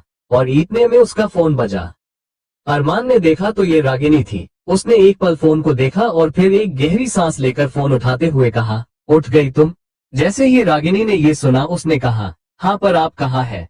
अरमान ने कहा, मैं कल रात को ही निकल गया था। कल रात को तुम कुछ कह रही थी और कहते कहते तुम्हें बहुत नींद आ रही थी तो मैंने तुम्हें सुला दिया और मैं वहां से निकल गया। रागिनी ने ठीक है कहा और फोन रख दिया। उसे समझ नहीं आ रहा था कि हो क्या रहा है। वो उठी और बाथरूम में चली गई। कुछ देर में वो रेडी होकर घर के लिए निकल गई और जब घर पहुंची तो वहां का हाल देख उसे समझ ही नहीं आया कि वो क्या करे। सब इधर से उधर हो रहे थे और बहुत टेंशन का माहौल था। शंकर उमापति उर्फ उमापति भी वही थे और वो भी परेशान लग रहे थे। रागिनी ने उन्हें देखा तो उनके पास चली गई। उसने उमापति से जाकर कहा, क्या हुआ बाबूजी, आप सब परेशान लग रहे हैं, कुछ हुआ है क्या? जैसे ही उमापति ने उसकी आवाज सुनी वो उसकी तरफ मुड़े और एक जोरदार थप्पड़ उसके गाल पर रसीद किया। रागिनी का चेहरा एक तरफ झुक गया। उसने अपना हाथ गाल पर रख लिया और वो उमापति को हैरानी से देखने लगी, पर उमापति ने उसे गुस्से से घूरते हुए कहा, तुम्हें नहीं पता क्या हुआ है? रागिनी ने ना में सिर हिलाया तो उमापति गुस्से से भड़क उठे। उन्होंने गुस्से में कहा, वो आरव, वो एक कौड़ी का वकील, उसने केस री ओपन करवाया है, हमारे घर नोटिस भेजा है उसने, और उसने ये खास मांग रखी है कि सुनवाई जल्द से जल्द हो। 2 दिन बाद सुनवाई है, पता नहीं उसने कौन से सबूत ले लिए हैं। अरेस्ट वारंट जारी हुआ है हमारे नाम का, पुलिस किसी भी वक्त यहाँ आ सकती है हमें ले जाने, और तुम्हें कुछ पता ही नहीं है। इतनी पागल हो गई हो अपने उस अरमान के चक्कर में कि क्या हो रहा है क्या नहीं ये तक ध्यान नहीं है। अरे हम एमएलए हैं इंदौर के, एक बार तो हमने सब संभाल लिया था, पर अब अगर बात बिगड़ी तो इसका असर सीधा हमारे पद पर होगा। उमापति ने रुककर एक गहरी सांस ली और कहा, देखो रागिनी, हमने तुम्हें एक बेटे की तरह इसलिए पाला है कि तुम कभी कमजोर ना पड़ जाओ, एक हथियार की तरह मजबूत रहो, पर अब हमें लग रहा है कि इस हथियार पर जंग लगता जा रहा है। उमापति वहां से जाने को मुड़े और जाते जाते कह गए, कुछ करो इस आरव का, और अगर ना माने तो उड़ा दो साले को। उमापति वहां से चले गए और रागिनी बस उन्हें देखती रह गई। उसे गुस्सा तो बहुत आया, पर उसने अपना गुस्सा शांत किया और सीधा आरव को कॉल लगाया। यहाँ दूसरी तरफ आरव अरमान से मिलने हॉस्पिटल आया था, उसे भी सब पता था। वो अरमान के पास ही बैठा था कि उसका फोन बजा। उसने नाम देखा तो उसका चेहरा कठोर हो गया, और अरमान भी ये समझ गया। उसने आरव के हाथ से फोन लिया और उठाकर बिना सामने वाले की बात सुने ही कहा, अरमान स्पीकिंग, आरव जरा काम में बिजी है, प्लीज आप जो कोई भी है थोड़ी देर बाद कॉल कीजिएगा।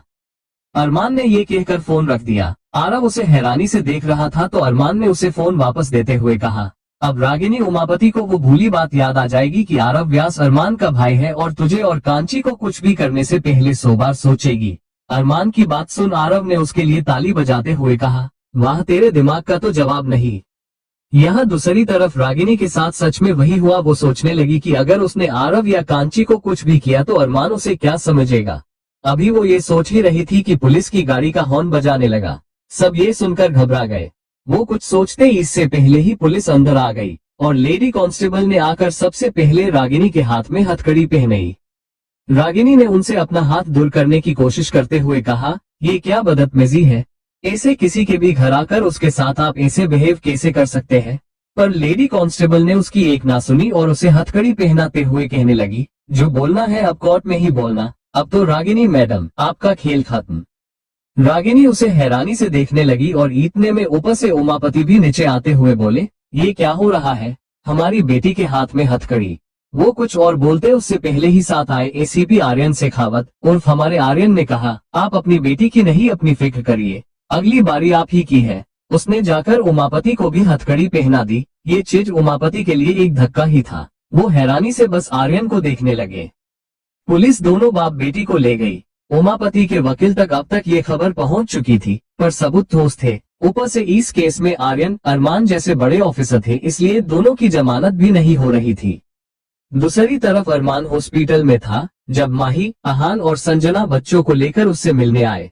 अरमान को आज ही डिस्चार्ज लेना था, पर सब उसे मना आ रहे थे, पर वो समझे तब ना। उसने सिर्फ अपनी मर्जी चलाई और डिस्चार्ज ले लिया और सब एक साथ आरव के घर गए। यहाँ ये सब जैसे ही सब घर में अंतर हुए कि उस पूरे घर को सिक्योरिटी गार्ड्स ने घेर लिया और सिक्योरिटी इतनी स्ट्रॉन्ग थी कि कोई परिंदा भी पर नहीं मार सकता था।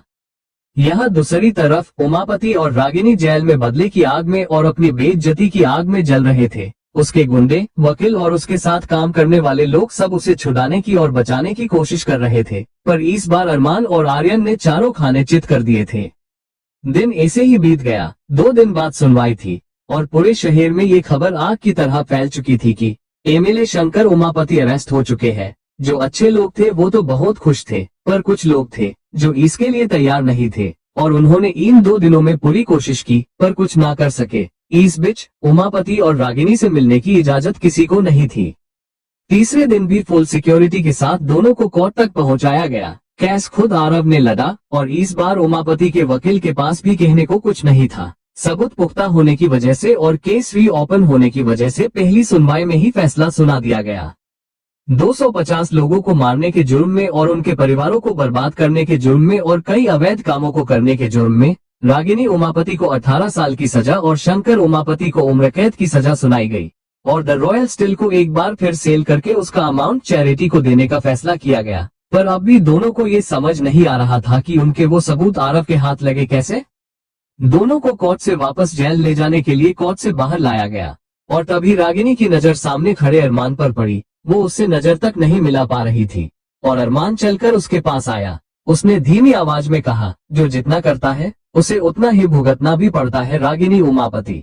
इंसान अपने कर्म से अपना कल तय करता है। तुम कर्म कर चुकी, अब कल भी तुम्हें ही भुगतना होगा। रागिनी उसकी बातें सुन हैरान रह गई। उसने पूछा, कौन हो तुम? अरमान ने वैसे ही आराम से जवाब दिया, अरमान शेखावत, नारकोटिक्स कंट्रोल ब्यूरो से हूँ, पर कभी कभार तुम जैसों के लिए ये काम भी करना पड़ता है। रागिनी को बहुत बड़ा धक्का लगा। उसकी आंखों से आंसू बहने लगे, पर वो बिना पलक झपकाए अरमान की आंखों में देख रही थी। उसकी सांसें अंदर तक उसे कचोट रही थी, जैसे उसने जिससे प्यार किया वो कभी उससे प्यार करता ही नहीं था। उसने हमेशा से बस रागिनी का फायदा उठाया, उसकी फीलिंग्स का फायदा उठाया। रागिनी ने अपनी सांसों को संभालते हुए कहा, इसका मतलब जो कुछ भी हमारे बीच था वो सिर्फ धोखा था। आपको कभी हमसे कुछ लेना देना ही नहीं था। आप सिर्फ अपना मकसद पूरा कर रहे थे और हम पागल आपकी खुदगर्जी को भी प्यार समझ रहे थे। अरमान वैसे तो जानता था कि रागिनी गलत है और गलत के साथ गलत ही होता है, पर फिर भी उसे भी तकलीफ हो रही थी कि उसने किसी का दिल दुखाया है। वो कुछ बोलने को हुआ कि रागिनी ने उसे हाथ के इशारे से रोक दिया और आगे बढ़ते हुए कहने लगी, मालूम जो होता हमें अंजाम ए मोहब्बत, लेते न कभी भूल के हम नाम ए मोहब्बत। देखकर इश्क के उन तस्वीरों को अब आंखों में जलन होती है। जीन से मिलती थी कभी आराम में मोहब्बत अंडरस्को मिही डेविल। रागिनी जाकर पुलिस वेन में बैठी। उसे देखकर लग रहा था जैसे शरीर हो, सिर्फ जान तो थी ही नहीं। उसने जिससे इतना प्यार किया, इतने कम दिनों में वो जिस शख्स को अपना मानने लगी, उसी ने उसकी दुनिया बिखेर दी। अब तो उसे सजा का भी गम ही था। उसे तो अब ये सब बोझ लग रहा था।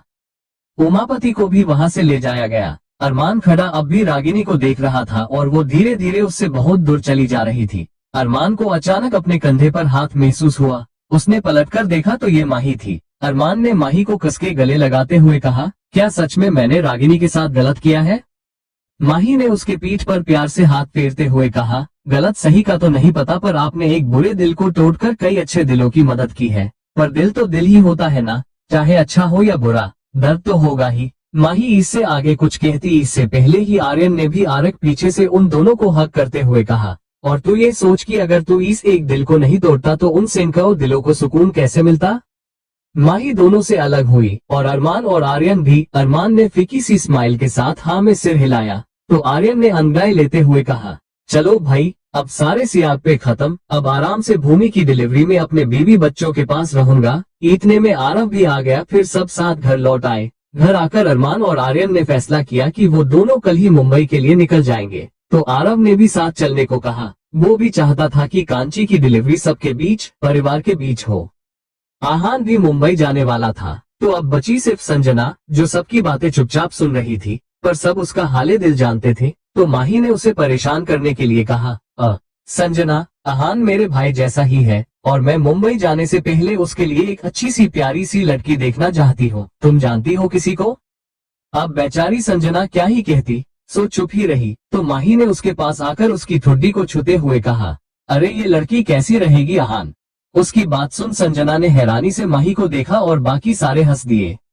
ऐसे ही खुशी के साथ सब अगले दिन मुंबई के लिए निकले, जहां सब खुशी से इन सब के इंतजार में थे और शाम तक सब फ्लाइट से मुंबई पहुंच भी गए। सब एक साथ थे। आर्यन और माही ने सबसे आहा और संजना को मिलवाया। करण, शिवी, सौम्या, विराट, आरव, दिया, अभय, सांची और सारे बच्चे उनसे खुश होकर मिले। भूमि भी वही थी। उसका 6 महीना था तो टमी भी काफी बाहर थी, पर अब सब खुश थे, सब साथ थे। और इसी खुशी के बीच अभय ने सबको एक और खुशी दी, वो ये कि वंश और शिवाय भी लंदन से वापस आ रहे हैं। पर सॉफ्ट सब ये सुनकर हुए कि दोनों ने वहीं पर शादी भी कर ली थी। पहले दोनों पने गए, फिर वही अपना बिजनेस शुरू किया और अब शादी भी। और ये बात होने के बाद सबने फैसला लिया कि अब आखिरी शादी वो खुद ही करवा देते हैं, यानी आहान और संजना की। और दोनों की शादी शेखावत मेंशन से ही होगी। सब इसे बहुत खुश थे। ऊपर से निहाल भी अपनी स्कूल की छुट्टियों में वापस घर आ रहा था, तो डबल खुशी थी।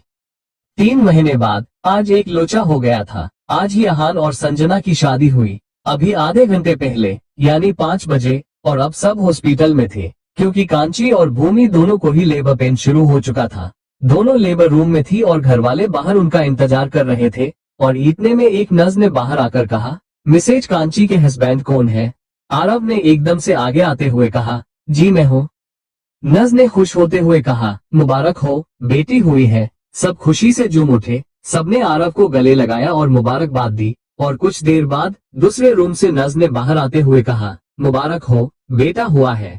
ये सुनते ही आर्यन के मुंह से एक ही शब्द निकला, अविनाश। सबने उसे भी गले लगाकर मुबारकबाद दी। आज सच में उनका परिवार एकदम पूरा हो चुका था। और पास खड़े अभय और सांची उन सबको खुश देख मन से खुश थे। अभय ने उन सब की तरफ देखते हुए धीमी आवाज में कहा, पराक्रम एक ऑर्फनेज बन चुका है। माही, करण और विराट भाई बहन है। सारा तुम्हारी बहन थी। ये सारी बातें हमारे अलावा इन बच्चों को जानने की जरूरत है। सांची ने प्यार से अभय के आम को पकड़ते हुए कहा, नहीं, फिक का नाम प्यार है दिदार ए मोहब्बत प्यार है। उसके लिए जिए, उसी के साथ मर जाए, यही तो प्यार है। दिल। CH-220 111 साल बाद 11 साल बाद मुंबई एयरपोर्ट। यहाँ आरुमी अपने पापा आर्यन के साथ खड़ी थी। वो उसे कुछ समझा रहे थे और आर्यन ने आरुमी को समझाते हुए कहा, देखो आरू, अब तुम मसूरी जाओगी, अपनी पढ़ाई करोगी, निहाल के साथ रहकर बिजनेस भी सीखोगी और फिर हमारा बिजनेस संभालोगी भी, है ना? तो वहाँ जाकर पूरी मेहनत करना, अच्छे से पढ़ना और अपना ख्याल रखना। और हाँ, निहाल को तुम कहना छोड़ दो, अब वो बड़ा है तुमसे, इज्जत से बात किया करो बेटा।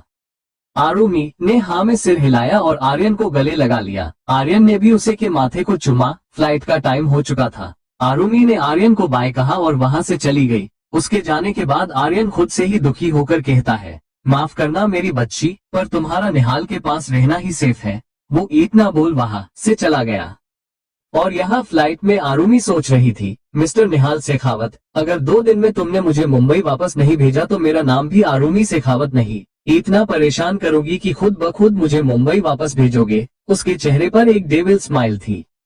ये है आरुमी शेखावत, शेखावत खानदान की सबसे बड़ी बेटी और सबकी लाडली। उम्र 18, दिखने में बहुत खूबसूरत, पर जितनी वो खूबसूरत है उतनी ही गुस्से की तेज और शरारती भी है, और उतनी ही क्यूट भी। उसके बाल कली है, गहरी काली आंखें, दूध जैसा गोरा रंग और 5'2" हाइट। वो अपने में खुश रहने वाली लड़की है। उसकी दुनिया उसके सपने और उसके अपने है। बाकियों से उसे कोई मतलब नहीं है। पर उसे अपने परिवार से बस एक शिकायत है, और वो ये कि उसके घर में उससे भी ज्यादा अहमियत निहाल को दी जाती है। और यही एक वजह है कि आरुमी को निहाल पसंद नहीं है। वो अपने पापा के दबाव में आकर निहाल के पास जा तो रही है, पर उसने ये सोच रखा है कि वो वहाँ ज्यादा दिन नहीं रुकने वाली। यहाँ आरुमी ये प्लान बनाए बैठी है कि वो मसूरी में नहीं रुकने वाली, तो वही वहाँ मसूरी में कुछ और ही चल रहा था।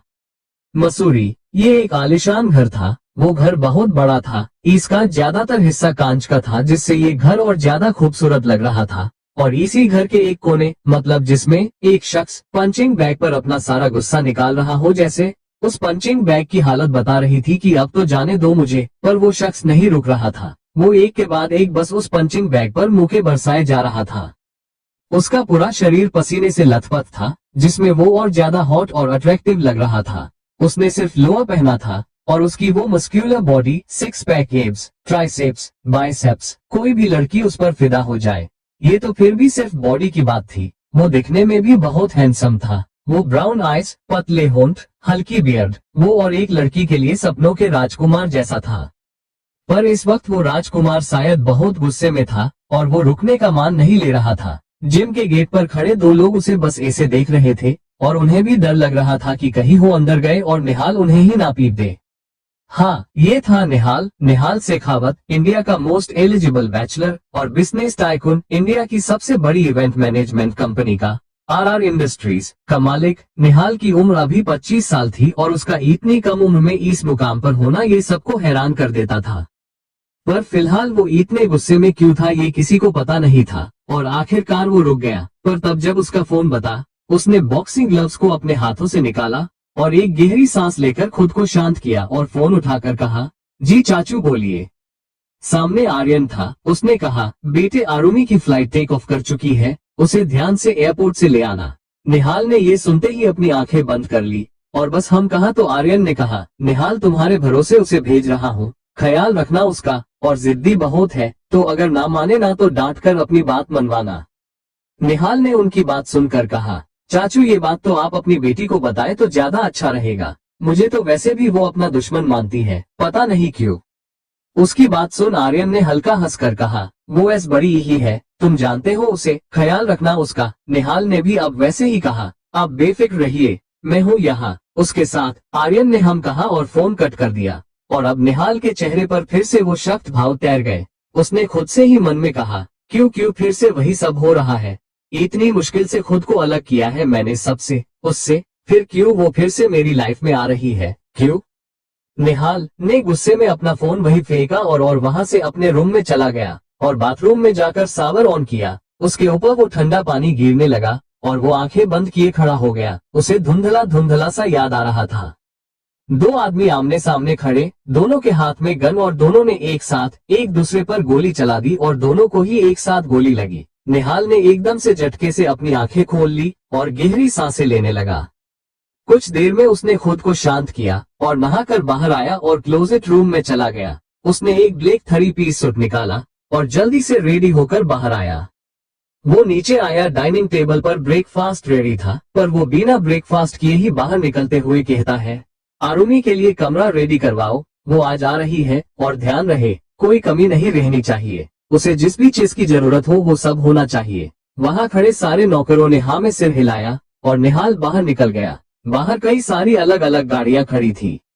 निहाल जाकर बल्कि मर्सिडीज में बैठा और आगे ड्राइवर ने बिना कुछ बोले या पूछा गाड़ी स्टार्ट कर। मसूरी आरुमी की फ्लाइट लैंड कर चुकी थी और एयरपोर्ट के बाहर वो निहाल का वेट कर रही थी कि दो लोग उसके पास आए और दोनों में से एक ने कहा, आरुमी शेखावत। आरुमी को वो लोग सही नहीं लगे, पर फिर भी उसने हाँ में सिर हिलाया तो उस आदमी ने कहा, जी मेरा नाम तथ्य है और ये श्लोक, हम दोनों को निहाल सर ने भेजा है आपको लेने, उन्हें कुछ काम था तो।